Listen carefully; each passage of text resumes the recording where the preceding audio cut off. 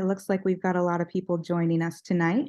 So I'm Olivia Izinga. I'm from admissions at the College for Creative Studies. I am the Assistant Director of Admissions here, and I am joined by Matt Catanese. He is our Director of Financial Aid. So we're going to give you, or Matt's going to give you an overview of what you need to know about financial aid, the FAFSA, all of these things.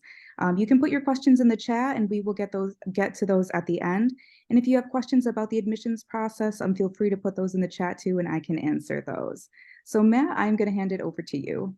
All right. Well, thank you, Olivia, and welcome everyone. My name is Matthew Catanese. I'm the financial aid director here at College for Creative Studies. I've been with the college for a little over 5 years now, and I have, almost 13, 14 years of financial aid experience. So I like to think that I know a thing or two about financial aid. So tonight we're going to go over an in-depth discussion about the FAFSA, financial aid, some financial aid terms and things like that. So if you do have questions, please feel free to put them in the chat, unmute yourself, interrupt me to ask them. I don't want you to forget them. And at the end, like Olivia said, we will have a question and answer session for you.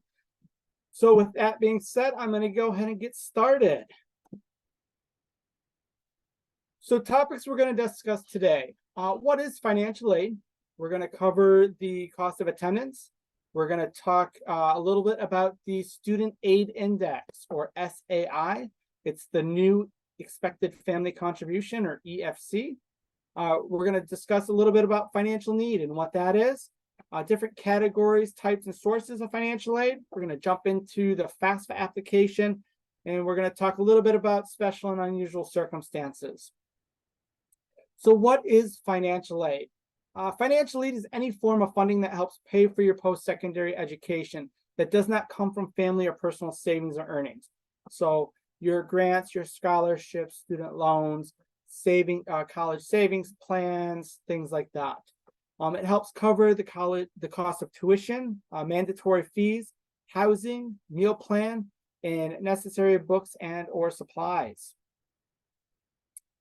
So some common financial aid terms that you're going to hear from here on out as a college student, prospective student, is the cost of attendance, or COA. And this is the school's estimated total yearly cost.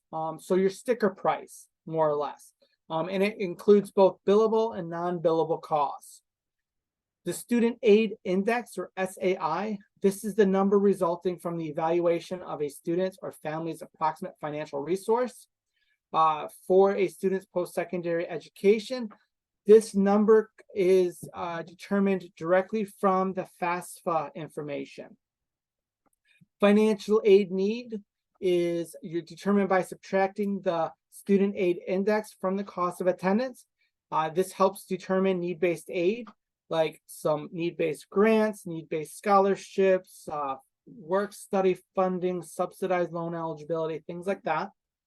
Grants and scholarships, these are often referred to as gift aid. This is aid that either is need or merit-based and is funding that generally does not need to be repaid. Work study, this is on-campus student job opportunities that are either federally or institutionally funded. And then loans, funds that can be borrowed to assist with financial costs that does need to be repaid. Students have the eligibility for borrowing direct subsidized and unsubsidized loans, and parents of dependent status students have the option to apply for a direct Parent Plus loan. So how much will college cost? So tuition and fees make up the bulk of college costs. You'll need to factor in living expenses, whether you're living on or off campus or with your parents. And understanding your costs will help budget for the semester academic year, understand the overall cost of a four-year degree, cost compare amongst different college choices, and it'll help determine estimated out-of-pocket expenses that can help a student leverage additional scholarships, grants, or loans. So digging into the cost of attendance, the cost of attendance consists of tuition and fees, Housing and food, which you'll see that are in green, and those are generally your direct costs or billable costs. And then you have your books and supplies, transportation, and miscellaneous expenses.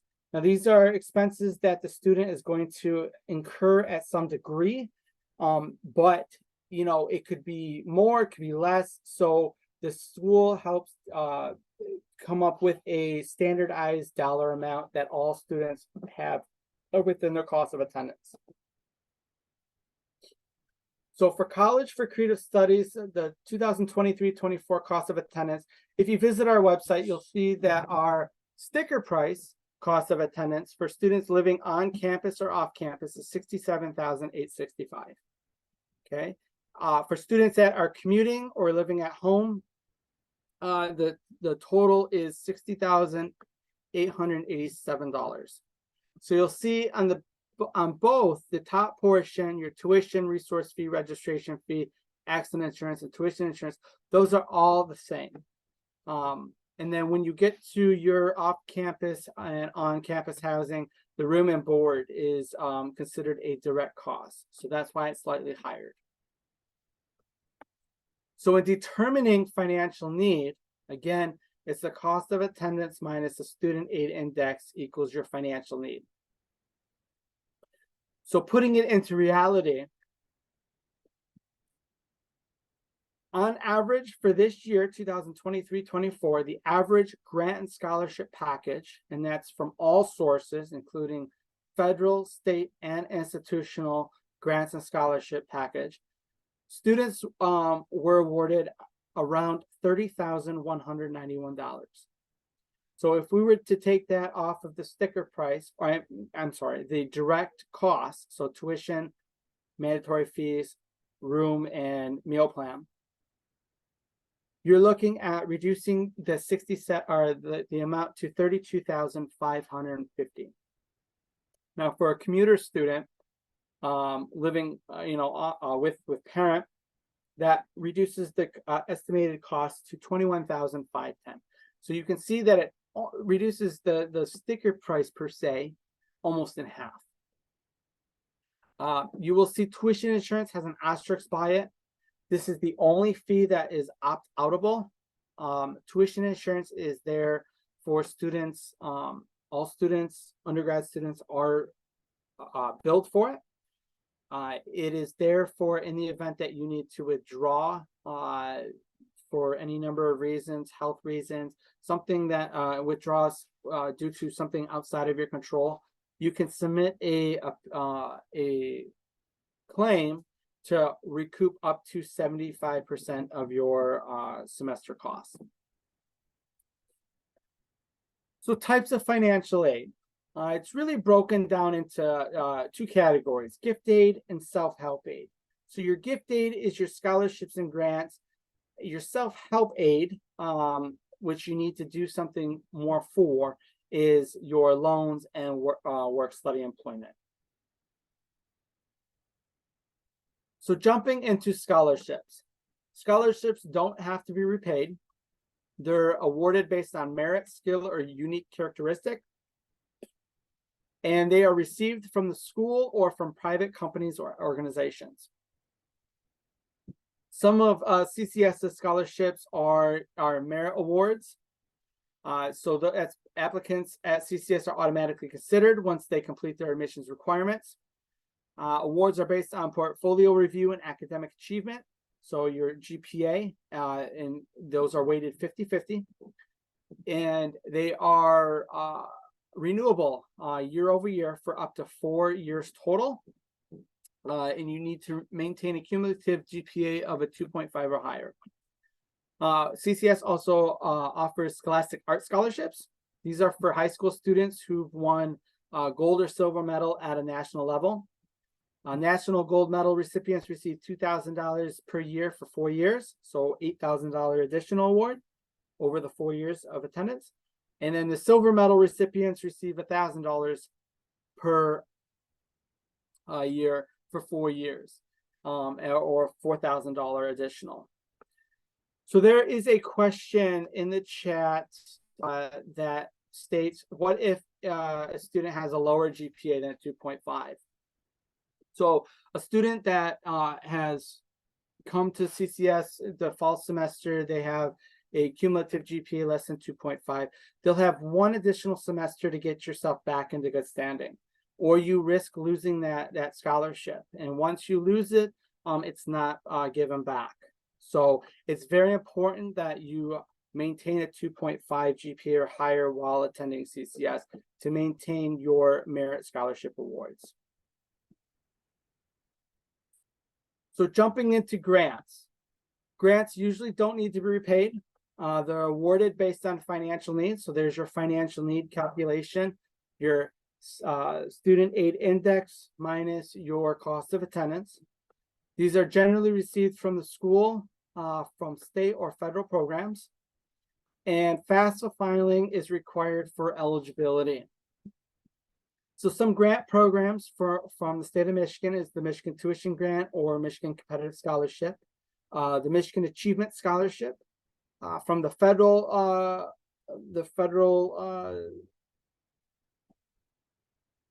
programs, you have the Federal Pell Grant, and then Federal Supplemental Education Opportunity Grant, or SCOG.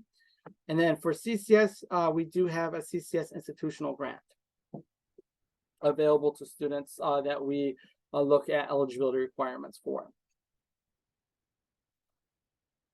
So work, study, employment. So this allows students to earn money to help pay for educational expenses. This is employment on campus. You do not need to file a FAFSA to be eligible for on-campus jobs at CCS. Students can work a maximum of 20 hours a week.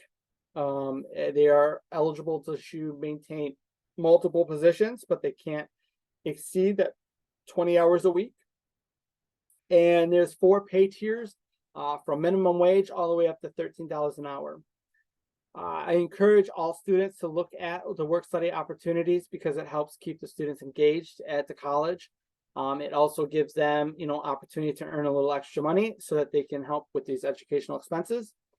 And if you visit our campus office page, you will see a list of opportunities available. And then finally, loans. This is money students and parents can borrow to help pay for college expenses.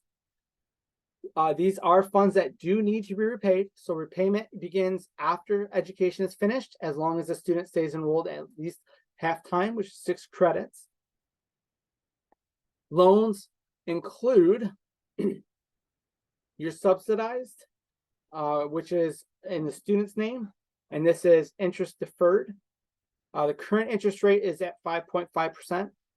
Unsubsidized is interest bearing. So as the loan disperses to the student's account, interest is accumulating. And again, that unsubsidized loan is in the student's name, and it's at 5.5%. And for my dependent status students, the parents that are interested in applying for the Parent Plus loan to help pay for some of the educational expenses, that also is interest bearing, and currently that's at 8.05%.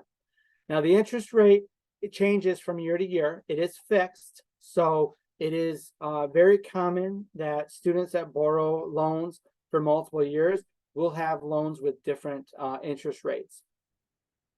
There is a question in the chat: how does 529 plans affect the students' chances at getting grants and scholarships? So for the institutional scholarships and grants, the 529 plan doesn't affect it. In essence, it's considered an asset, so it should be reflected on the FAFSA application. Again, the merit-based scholarships are based on GPA, whether that's high school or if a transfer student, college GPA, and then the portfolio ranking. So it really doesn't have any effect on it. We treat it as a payment towards, the student's account. So for my international students or non-eligible U.S. citizens, there is institutional financial aid available. You are automatically looked at again for the merit-based scholarships. We do have an international student grant, which grants a student $1,500 for the fall semester, and that's to help with travel expenses and things like that, to kind of offset some of that cost. And then international students are also eligible for work-study funding and opportunities. So sources of financial aid, just to kind of recap, they come from the federal government, they come from states, college and universities, private resources, and even employers. So when you're thinking about financing your college or helping reduce some of that cost, you do want to look at private scholarships, private educational loans, college savings plans, such as the Michigan Education Trust funding or the 529 plans, employer tuition reimbursement. So this is often overlooked because it's buried in the benefit package. So parents, I encourage you to look into your benefit package with your employers to see if you have dependent tuition reimbursement opportunities. I know when I went to school way back when, my dad worked at Chrysler, which has now changed several times, and now it's Stellantis. And his dependents got up to $3,000 per year to use towards education expenses. We had to maintain, I think, a 3.0, so there are different requirements, but the benefits are out there. For veterans, VA educational benefits, and then if all else fails, we do have institutional payment plans, which breaks the semester balance in up to 5-month payment plan. So why is it important to complete your annual FAFSA? So first off, it's free, and you're under no obligation to accept your financial aid offer. It helps determine all federal, state, and institutional aid eligibility. And the initial first-time application can be time-consuming, but don't get discouraged because it'll be easier going forward, especially with the FAFSA simplification that the Department of Education has put through. So I get a lot of hearsay saying, from my family is that, oh, my family makes too much money, my grades aren't good enough, I'm too old, I will never qualify for financial aid. But in reality, a lot of students qualify for financial aid. And because College for Creative Studies is a private institution, our cost of attendance is slightly higher. So some need-based aid that you may not be eligible for at like public schools or community colleges, you would be eligible at CCS. There's another great question in the chat. Can you use MET 529 plan in Michigan at CCS? Yes, we do accept the 529 plans at Michigan at CCS.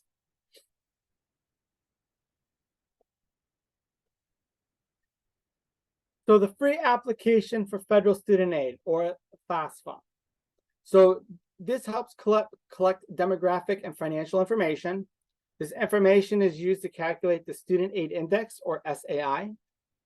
Colleges use the SAI to offer financial aid. The application itself is available in English and Spanish. Generally speaking, year over year, the FAFSA opens October 1. However, this year, because of all the extensive changes and the Department of Ed and the government entity takes forever to do anything, it is actually set to be open December 31st, which is actually the last day that the law states that it can open for this year. But moving forward, it's October 1. FAFSA eligibility requirements. So you must be enrolling in a degree granting program. You must have a high school diploma or equivalent, such as a GED.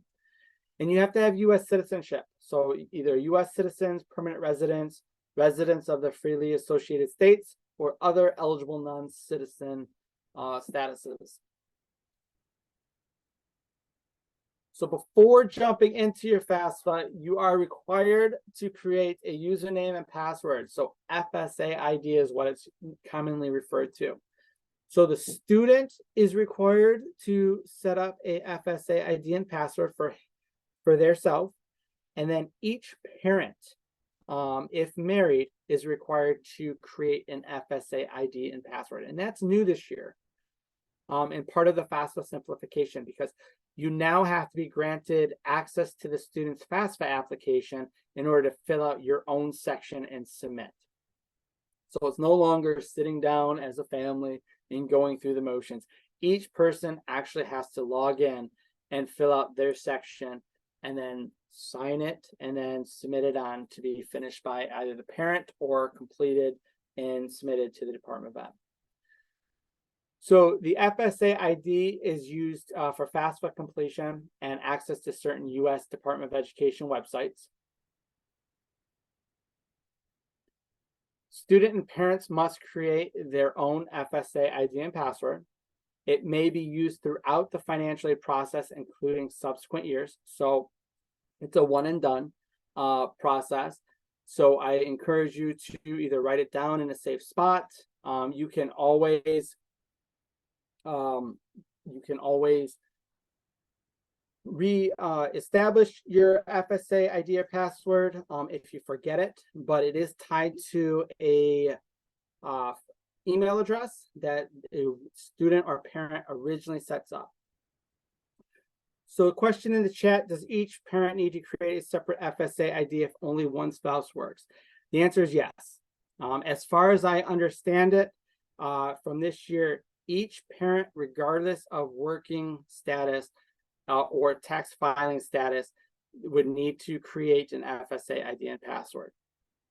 Now, of course, that's subject to change between now and December 31st, but from my understanding and all the FAFSA presentations through the Department of Ed, each parent that is listed on the student's FAFSA is required to create a own username and password.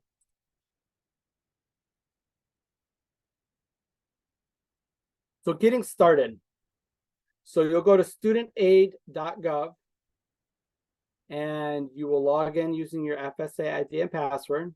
You're going to select start a new form under the 2024-25 FAFSA form. The student is going to select student. And again, this is new for this year and beyond. Anybody listed on the FAFSA, so the parents and then the student, they're considered contributors to the FAFSA form. So they are each going to need to be invited as a FAFSA contributor, and they're also going to need their own FSA ID and password.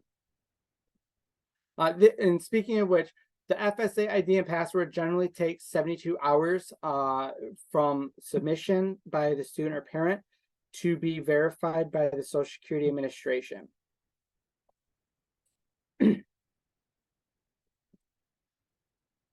Question in the chat, can we set up an FSA ID now, even though that the form isn't available to the 31st? Absolutely. You can set it up now. That way, once it goes live, you have the opportunity to fill it out without any hiccups.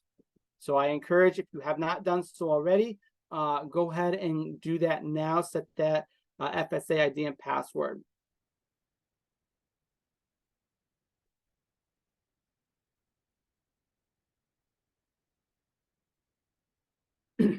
So it allows for an individual's federal tax information to be directly transferred from the IRS to the FAFSA. Consent is required by all contributors on FAFSA.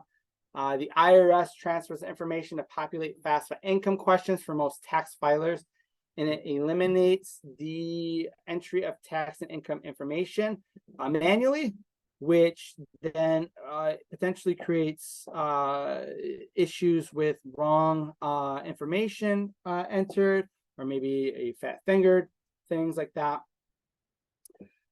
There is a question, how does one without parental help apply? So if you are not receiving parental help, that might be considered a special circumstance. And it would be encouraged that you reach out to the financial aid office to discuss your circumstance, and we can advise from there. There's another question, when will CCS start sending admissions letters with, I guess, the financial aid scholarship package? So with everything being delayed this year, and with the software companies getting piecemeal information from the Department of Ed. In all honesty, we are looking at sometime maybe middle to late February, as early March, would be the earliest that CCS would be sending out admission letters with financial aid and scholarship packages.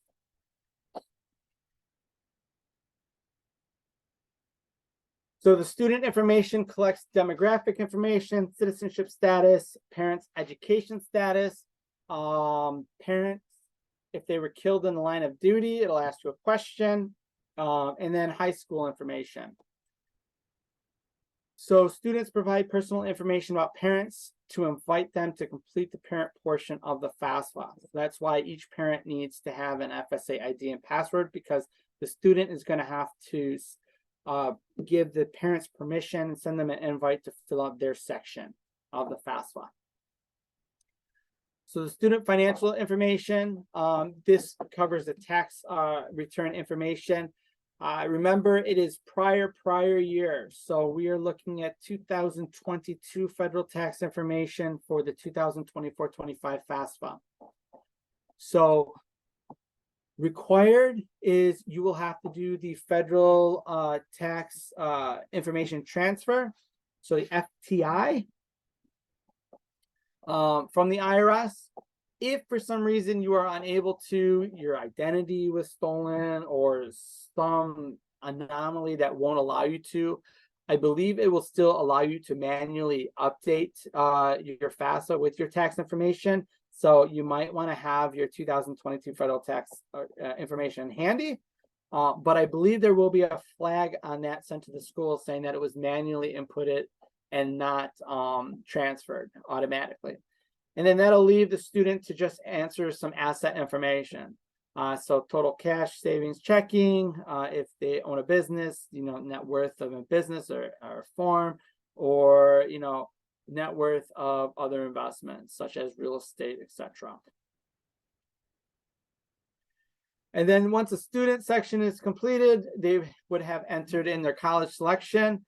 I believe you can enter any up to 20 schools of interest this year, which is up 10 from last year. And it'll send it to, you'll be asked to review your information, and then you'll sign it using your FSA ID and password.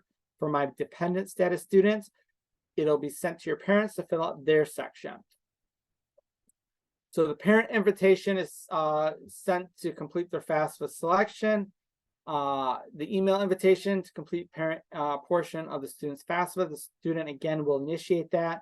And again, parents must use their FSA ID and password to access the FAFSA at that point. So parent information, you'll need to know your identity and contact information. You'll receive your consent to transfer your tax information from the IRS directly to the FAFSA application. You will need to know your current marital status at the time that you complete your FAFSA and the state of legal residency. So ironically, the marital status question trips parents up left and right. And it's funny because the question asks as of today. So the parents may legally be married today, separated tomorrow, divorced in 5 days. Realistically, that's not possible, but it would be as of the day that you fill out the FAFSA and it's submitted. So just remember that. Now, in the event that your marital status changes, thereafter, I encourage you to contact the financial aid office to see if there's any additional information we may need, or if we could process potentially a special circumstance from there. But the question asks as of the day that you are filling out the FAFSA application. So the parents were prompted for their financial information. They will answer a couple questions regarding any federal benefits in the previous 2 years. So those are like your food stamps, SNAP benefits, free or reduced price lunch, things like that. Your tax filing status, so married filing joint, married filing separate, head of household, that type of thing. The family size, number in college, tax return information, again using 22 tax return. It'll ask minimum questions if the IRS retrieval tool or the federal tax index or information is transferred from the IRS. It'll also, again, ask parents their asset information. And then other parent information may be asked depending on how previous questions were answered. And then once the parent section is completed, you'll be prompted to review the information. You will sign and submit, and the FAFSA then will be submitted to the Department of Ed for processing. So who is included in the family household size? So for my dependent status students, the student would be listed, parent and spouse if they're married, the parents' dependent children, even if they're living apart because of college enrollment, and then other legal dependents that they are providing over 50% support for. For my independent status students, you're going to include yourself and your spouse if married, any dependent children, even if they are living apart again due to college enrollment, and then other legal dependents, again, providing over 50% support. So other considerations, if an independent student is married, spouse information is required. Consent to transfer your tax information from the IRS is required for all contributors. Again, this is new for this this year, okay? And moving forward. And then student, parents, and preparers may start, complete, and submit a FAFSA. So it'll be done in pieces, unfortunately, but they can start it and finish it. So I have a question in the chat. What if your high school offers free lunch regardless of household finances? That's a good question, because I think all Michigan public schools offer free lunch and breakfast due to the most recent signing of the governor's law. So I don't quite know how you would answer that question. If it was me, I would say yes to that question, the free and reduced price lunch. Got another one that says, what if a child working on his own still lives with us? So if he is a dependent of you, even if he's working, then under the age of, I believe it's 26, and he's still on your insurance, then you could claim that child in your household. So special and unusual circumstances. So these are unique conditions that exist that can't be documented on your FAFSA. Or these are circumstances that have changed since filing your FAFSA. This could be, a parent or spouse death, loss of employment, divorce, secondary school tuition, extraordinary, expensive dependent care, unusual uncovered medical dental expenses. These are just a few of the many things. So it's encouraged that if any of these circumstances happen or aren't a true reflection of, the FAFSA data, that they should be contacting the financial aid office for more information in the next steps.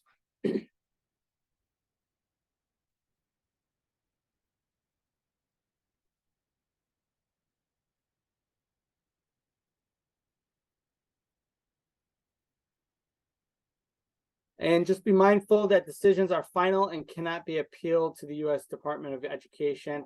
So the burden of the decision making is on the financial aid office of that school. So there is a question: is owning a business mean with employees rather single member self-employed? If you file a Schedule C, which is considered business income, then it doesn't matter if you have 10 employees or if you're a self-employed.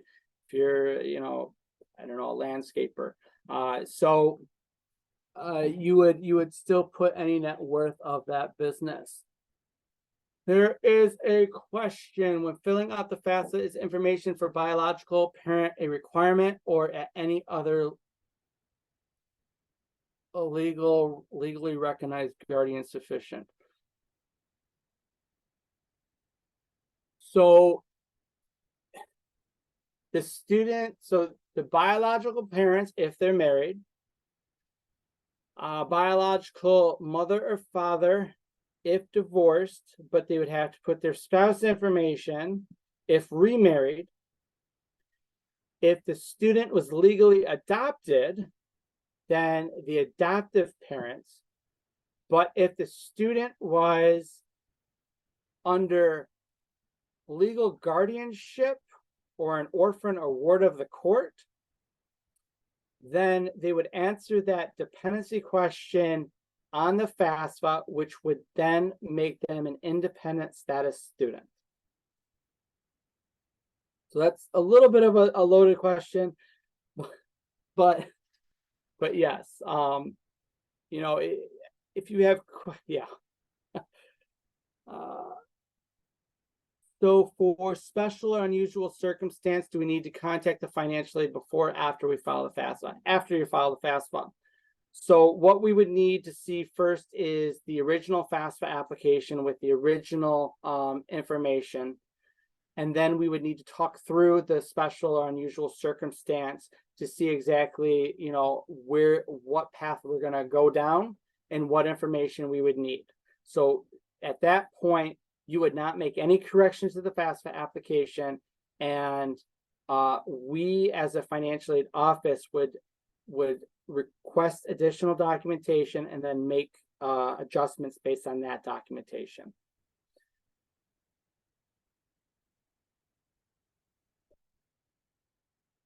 So there is a question: what if my son is still my dependent tax filing wise, but lives on his own in an apartment with his older sibling, and he works a bit, his siblings works too, to pay their expenses?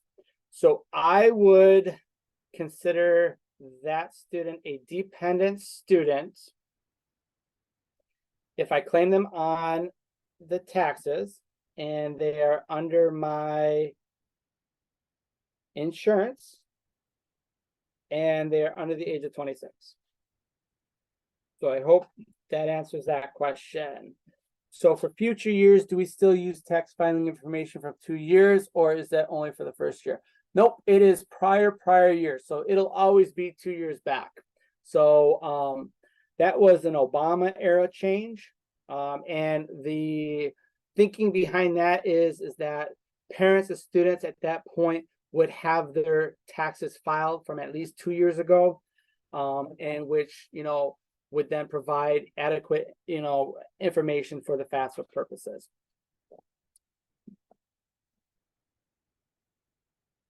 So expectations after FAFSA submission. So when the student or parent submits the FAFSA is sent to the central processing system, basically Department of Ed, for processing. Once they deem that FAFSA a valid FAFSA, then they send the FAFSA to the school for review and awarding. So with that really sums up the presentation. I know I threw a lot of information at you guys, and you guys were asking a lot of good questions in the chat, and I apologize for any delay in trying to answer those questions as you guys were shooting them off. I didn't want you guys to forget about them or not get answered. But do you guys have any other questions? Will you share this deck? Yes, this presentation is being recorded and Olivia will work her magic, do whatever she needs to do to convert it and get it, I believe, a YouTube page or a YouTube page of some sort. Yeah, we'll send for everybody who RSVP'd and made it or didn't make it tonight, the admissions main email will send you the recording, I believe, yeah, and a YouTube link later this week. Yes. So again, I want to thank you guys for attending. Hopefully you guys got a lot of good information. Hopefully all of the students are attending CCS, and even if you're not, I hope you still got a lot of good information to use. Does work study go to the student or directly to school fees? The work study funding is like a paycheck. So the student would be paid every 2 weeks. And then it would be up to the student to pay that earnings back towards their educational expenses. To clarify, we could use the MET for the student at CCS. Yes, you can use the Michigan Education Trust. Process quite a few of those each semester. Next question, will scholarships from the school based on portfolio and or grades not be awarded till after FAFSA submission processing? So in an effort to send out complete financial aid offers, I believe we are holding off on sending out merit-based scholarship awards and financial aid offers all at the same time. Now, if you don't fill out a FAFSA application, when we begin sending those out, those will be in that batch. They just won't be matched up with your FAFSA, and you'll just receive your admissions package. So nothing from the financial aid. But again, because everything is so delayed, the earliest that I believe CCS would be sending out anything would be, again, mid to late February, early March at the earliest.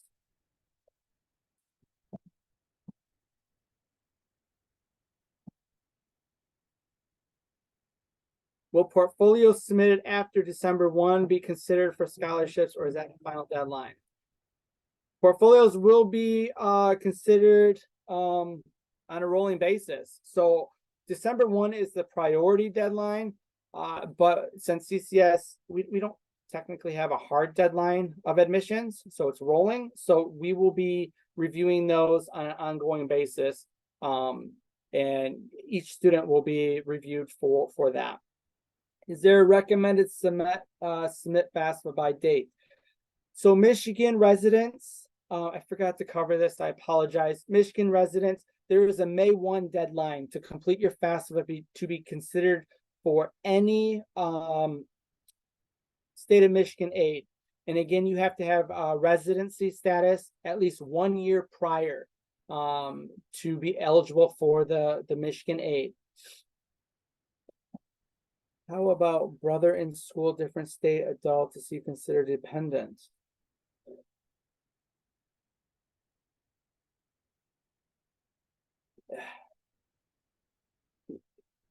If he's so there's a question, how about a brother in a school, different state, he's considered an adult, also a dependent.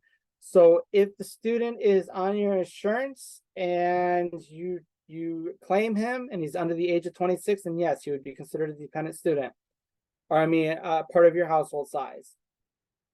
The risk is other schools are sending their letter at least with merit scholarships regardless of FAFSA results. Jude, unfortunately, it's a CCS, way of doing things. It's completely up to you. Again, if you commit to CCS, knowing, it's just something that CCS is doing in order to provide a full, picture.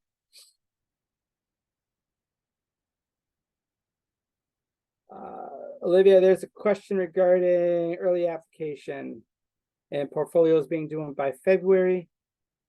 Yeah, so concept design portfolios, this is where it gets a little bit tricky. If you were applying for concept design, The absolute latest you could submit a portfolio and get it and be considered for concept design is February 1st. If you want to be considered for that early action deadline of December 1st, that does apply to all of our majors. And like Matt said, we do, besides concept design, we make admissions decisions for all majors on a rolling basis. But if you want the consideration for those highest merit scholarships that we award students and consider students for, you do want to get everything in by December 1st, unless you're applying for concept design. Concept design is February 1st. There's a question in the chat. Is there any difference in merit scholarships for in-state versus out-of-state? No. So we don't have in-state or out-of-state tuition rates or different charges, different way of looking at students. Each student is treated the same. Olivia, there's a question regarding concept design and graphic design.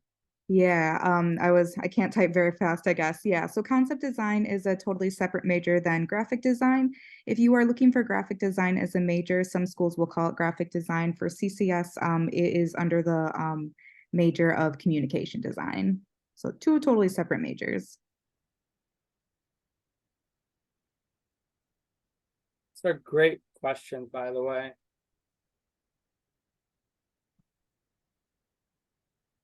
All right. Well, we are about out of time.